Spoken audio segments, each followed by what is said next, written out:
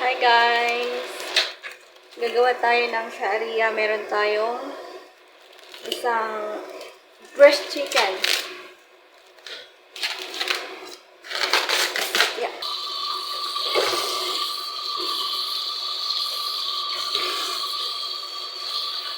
Gayat muna tayo ng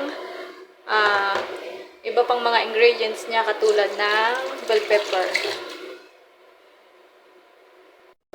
So ayan, meron tayong red, yellow, and green.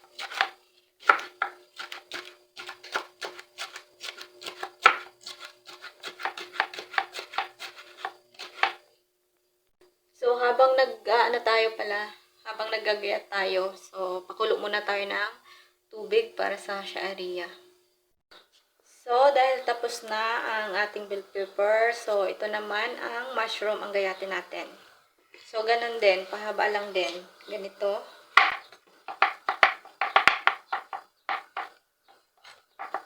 So, nahugasan ko na rin ito bago natin ginayat. So, natapos na yung ating bell pepper and mushroom. Ang sunod natin ay yung chicken. Yung breast chicken. So, ito nga pala yung sharia na gagamitin natin.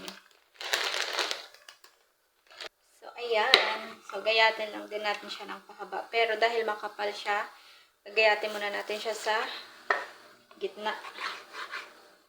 Tapos, ganito.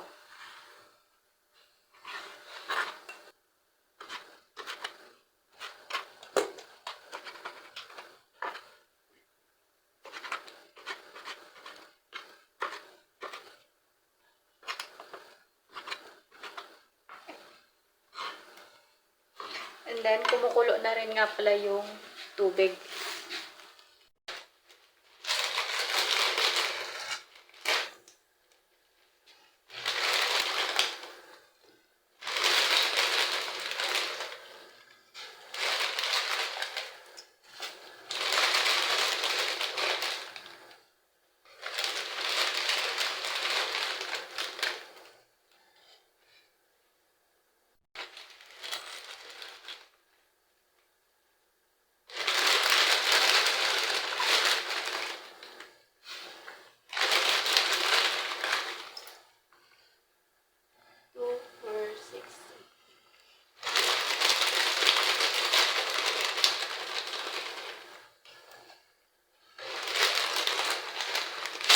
And then, pwede natin siyang baliktarin guys kapag kaluto na yung ilalim, saka naman babaliktarin.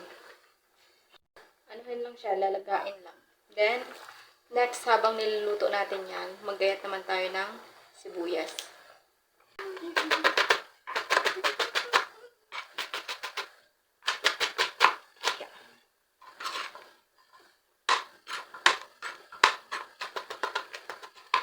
Next, painit tayo ng mantika.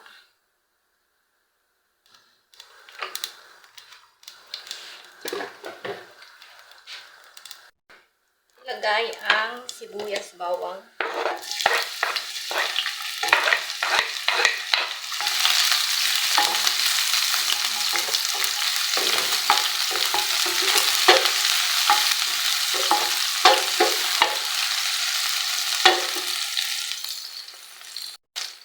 Sunod ang chicken.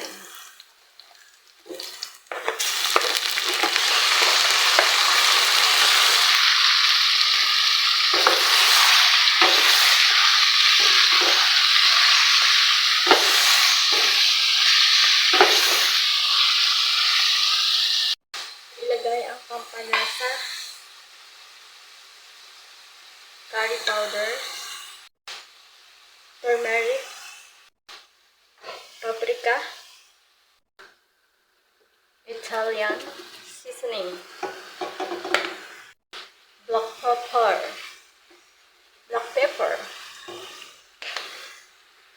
and the last is salt. Saka haluin.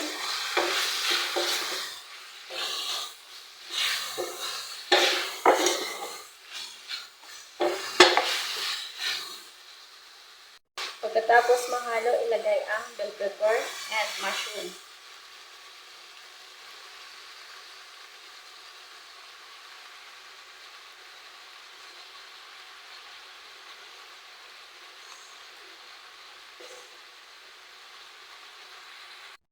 Saka haluin.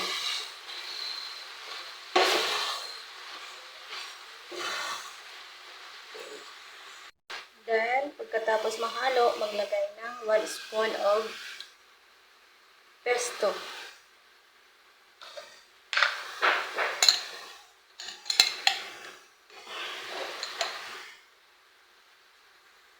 Saka haluin ulit.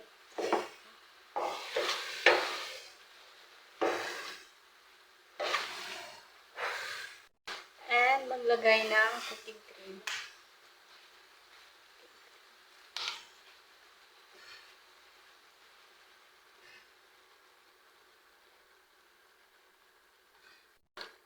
Saka haluin ulit.